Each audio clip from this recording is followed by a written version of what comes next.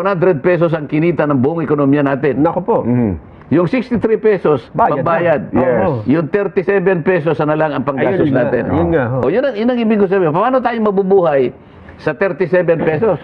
Poor man's country na tayo mga kababayan. Eto dito, panonoorin natin tong video na to, yung talakayan dito sa usapan nila Senator Marcoleta, mga investors na pumunta dito sa ating bansa. Bago tayo tumulak dyan mga kababayan, isang share, like, subscribe lamang po tayo, masaya na po tayo dyan para lagi po tayong updated sa mga kaganapan dito sa ating bansa. Eto po mga kababayan, tumulak na po tayo dito sa video na to. Pareho ang pangyayari. Opo. Ibig sabihin, pera ng PDIC ito. Opo. Alam mo, pagka PDIC, ito ay pang-garantor ito para sa mga pangkaraniwan depositor. Tama po kayo. Diba? Oho. Kinuha mo to, hindi naman para sa benepisyo ng creditor, ay ng mga depositors. Nilagay mo halimbawa sa flood control. Ay, mahirap yun. Ayun nga po. Mukhang naniningil. Presidente ba ng World Bank yan? Oo. Kayo naman World Bank- bumisita lang, naniningil na kayo naman ng... World Bank President AJ Banga. At Bakit yung- naman nag-o-open ng mga ano? Ibig mo sabihin ng presidente pang maniningil naman. ADB President Masato Kanda. Sabi nila kasi hindi naman pumupunta yan sa Pilipinas noon. Ngayon lang na pumunta eh. Ganun ba? At yung presidente daw, napahawak na daw sa Napasagdan na lamesa doon sa... eh. Parang, ako, wag muna akong maniningil ngayon, ha? At hindi na gano'n talaga. Ano kasi, yung... Hindi naman naniningil. courtesy call po yan talaga. Baka naman sinabi lang, courtesy call. Mr. President, nakikita namin yung debt to GDP ratio. Ayun. Medyo mataas. Sa ganito kataas na ratio, Mr. President, alam mo naman siguro, na medyo alanganin na yung magpapautang sa'yo. Alanganin talaga yan. Maski yung halimbawa, ikaw nandun ka lang sa 5'6", yung mga Indian. Titingnan niya paglapit mo sa kanya, sisinuhin ka niya Tapos gagawa siya ng pag-aaral. Hindi ko muna bibigyan si Nelson ngayon, mukhang walang ibabayad. Wala. So, malamang hindi ka niya pautangin kasi ano ka na hanggang liig na yung ano mo Yung utang mo. Utang mo Ngayon, titingin siya ng, ito, pahiramin ko ito, wala pa siyang utang, malinis ang ano nito. Malinis ang kartada nito Yun ang 63% ka na So, pati yung international creditors mo, nag-aatubili. Nagpipigil. At pagka ganun ang nangyari, mahirap ang kalagayan ng ating bansa. Ayun ang sinasabi natin, kung ano yung epekto ng 63% na yun. Pang lokal, pati yung tingin sa atin ng international creditors, pati yung mga lenders, financial institutions, mistulang ng tumitingin lang nagmamasid lang. Teka muna kanya, wag tayong very risky. Microscope na ginagamit, mas lalo tayo sinisilip ng gusto sen yan ang hindi magandang pangyayari sa atin. Lalo ngayon, papatapos na po ang taon. Asihin ko na po ngayon. Kaya dapat pala talaga ipakita natin na kung paano natin sinisinap ang ating pambansang budget, kung paano. May isa pang problema pala. Ganun ba? Kasi di ba yung 60 billion sa PhilHealth? Nag-transfer din pala ng pondo mula sa PDIC. Mas malaki, 107.23 billion. On the same manner na ginamit dun sa pagta-transfer sa PhilHealth yung... Kasama ba sa pinababalik yan? Hindi pa. Kasi wala pa naman nagtatanong. Wala pang petisyon nata yun. Kung ipipetisyon ito ng mga ibang grupo, ibang sektor, baka ganito, baka ipabalik using the same argument. Using the same argument. Kasi pareho ng eksena sen Pareho ang pangyayari. Ibig sabihin, pera ng PDIC ito. Alam mo, pagka PDIC, ito ay pang-garantor ito para sa mga pangkaraniwan depositor. Tama po kayo. Diba? Kinuha mo to, hindi naman para sa benepisyo ng creditor, ay ng mga depositors. Nilagay mo halimbawa sa flood control. Ay, mahirap yun. Ayun nga po. Kapag kaganyan, stressful yan. Magkaka-influensya tayo niyan. Tama-tama hindi po pa yan. Meron pang paano kung pag-uusapan yung national budget, yung sinasabi na in 2025. Kasi nakapetition din yan. Kahit napatapos na yung taon, wala pang action ng Supreme Court. Ang Korte Suprema dapat huwag maging moot and academic. Sabi nila 2026 na po, moot and academic yan. Hindi na kami, mananahimik na lang kami sa issue na yan. Pero yung hindi moot and academic, yung pagkaka-extraordinary rendition ng ating dating Pangulo. Kasi nandyan din nakapetition din sa Korte Suprema. At ang isang twist dyan, Di ba, nung ang Solicitor General, si Attorney Guevara, Yes. hindi siya nakialam. Sabi niya, hindi ako,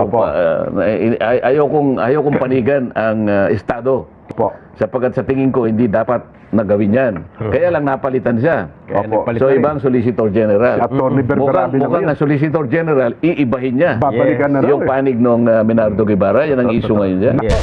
Ng DOCC, Oo. such as PhilHealth, para ilagay sa National Treasury at gamitin sa iba, Sen. So, anong problema 60 nun? billion. Oo. Tama naman yun eh. Ayun nga po. Hindi mo naman dapat inalis doon. Pondo ng PhilHealth yun eh. Aha. O, di, may tinatanong ko kanina, magkakaproblema sila. Hindi, bakit nag- magkakaproblema baka sa nagastos budget? na yan eh. Ibalik mo roon, ibalik mo lang eh. Hindi, baka naman nagastos na ho yun. Kasi di ba, ibabalik sa PhilHealth yung 60 billion. Eh di mababawasan yung National Treasury. Yung pinag-uusapan natin, yung nakaraang budget yan, inalis Aha. nila, di ba? Opo. Oh, pero hindi pa na ibabalik. O, di balik nila. Eh di mauubusan tayo ng pagkukunan for the 2026. Oh, Kukulangan tayo. Mangungutang tayo niyan. Hindi, basta yun, may budget dyan, nilagay nila sa iba. Di, Opo, ibalik lang opo. nila. Aha. Ibabalik nila. Ngayon, ang sabi nila, ang atin namang ekonomiya kanya ay naasahan nating lalaki ng 5%. Aha. Akala mo naman napakalaki ng 5%. Ay, hindi, maliit nga daw po eh.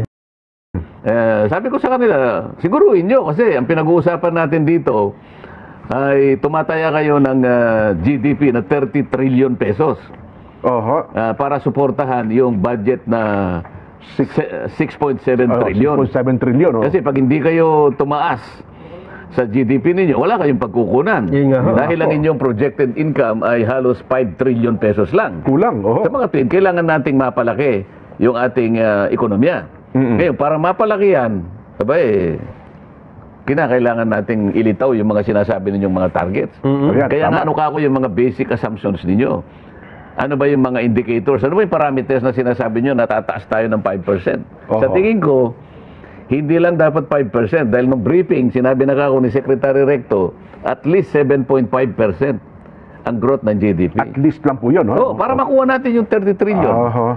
Kasi kung 6.7 trillion ang ating budget, 22% yan ng ating GDP. Oho. Oh, yung 22% ng GDP na yon, 30 trillion. Madaling kwenta yan eh. Opo. Para may produce mo yung 30 trillion, kailangan lumago ang ekonomiya mo na hindi kukulangin sa 7.5%, sabi niya. Oo, tama. O ngayon, ang taya nila 5%.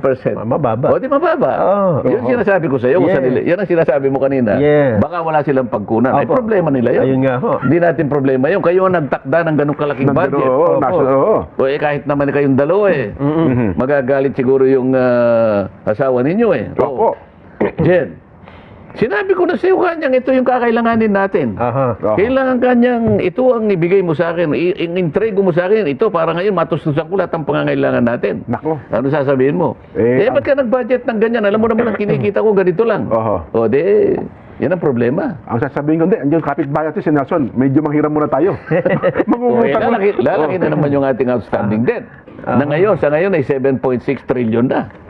Kaya Habang nagsasalita tayo ngayon, habang Totoo. nag-uusap tayo ngayon, pataas ng ang pataas yan. outstanding budget natin, 17.6 trillion na. Opo, 17 po. Opo. Kaya nga, lumampas na tayo doon sa sinasabi natin 60% ratio eh. Oho. 63% na tayo ngayon din, ang ratio natin. Naku po. Anong ibig sabihin nun, Nelson, kung 63%? Apakalaki noon. Halos Ano nga ibig sabihin nun bukod sa malaki? kalahatiin eh. Oo nga, anong epekto nun? Wala tayong pera. Utang tayo. Lubog tayo Ang sa ibig utang. sabihin nun, 63% Oho. ang ibabayad natin sa ating pagkakautang. Foreign tsaka ano So, po, halimbawa, domestic debt. Oho. Halimbawa, 100 pesos ang kinita ng buong ekonomiya natin. Naku po. Yung 63 pesos, Bayad pambayad. na. Yes. Oo. Yung 37 pesos na lang ang panggastos Ayun nga, natin. ayun nga, ho. O yun ang ibig ko sabihin. Paano tayo mabubuhay sa 37 pesos? Oo. Kasi yung 63 pesos, ibabayad natin ang utang. Ito yung budget nyo eh. Obligado. Opo. So maaaring sasabihin ng Mrs. Nelson, Wala na. paano ito talaga yung ano natin eh? Pang-buy, utilities Kinakailangan lang ito. kanya. Oho. Magtrabaho ko ng doble-doble para ngayon saan natin kukunin yan? Nako. Kaya pala, Senjen, pansin din po namin, Sen, habang lumalaganap itong mga fake news na ito laban sa inyo, patuloy naman ang pagpunta sa inyo ng mga ambasador ng iba't ibang bansa. Kaya, noong una nagtataka ako, bakit kayo pinupuntahan, Sen? Bakit Ang dami namang senador, 24. Tapos meron ding yung opisina ng DFA, malapit din naman sa Senado. Ano bang pakay nila? Kasi bakit sila pupunta sa inyo? Itong mga ambassador ng iba't ibang bansa. Masasabi ko lang na, Nelson, kung tinatanong mo yan, ay yung sinasabi nila sa akin. Aha. Gusto raw nila akong makausap. Aha.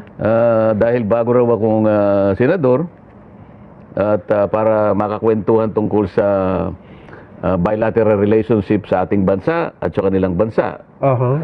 Kamukha yung pinakahuli na dumating ay yung ambassador ng Egypt. Okay. Nabanggit nga yan. Siya po. Oo, nabanggit niya sa akin na kailangan pala ng bansa nila yung gustong-gusto pala nila yung durian. Durian. Yung mangga, oo. at saka yung nyug. Coconut. Oo. At pinakiusap niya na sa pamamagitan ko ay ma-articulate nila yung mapabilis sana yung negotiation ng pag-iimporta ng mga high-value crops na kanilang binanggit. At nangako rin siya na kung magkakatulungan ng dalawang bansa natin, ay gusto niyang magdala rito ng mga investors. Mga investors, at saka yung meron pang isang grupo ng tao mga tutulong sa mga parang may mga technical na problema na pwede silang tumulong sa atin. At ang lalong mahalaga nga yung mga mamumuhunan magmula sa kanilang bansa. Ayan mga kababayan, paano nga naman tayo mabubuhay sa 100 peso?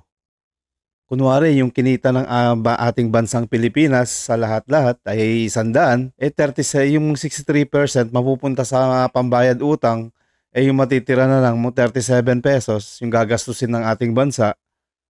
Tapos kukurakutin pa nila, ano nang mangyayari sa buhay natin? Ganun po katindi yung gobyerno na pamamahala ni Bangag Marcos Jr., mga kababayan. Hanggang dito na lang muna tayo, mga kababayan. Ito po ang News That Matters. Lagi po tayong mag-iingat palagi at isang share, like, subscribe lamang po. Masaya na po tayo dyan para lagi po tayong updated sa mga kaganapan dito sa ating bansa. Maraming salamat po. Ito po ang News That Matters and God bless.